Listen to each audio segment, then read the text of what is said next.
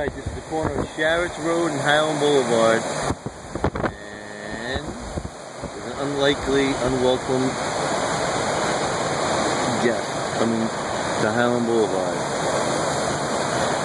Here's the crosswalk to get down to the pier.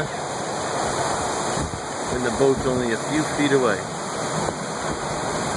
Maybe 10-15 feet from the corner.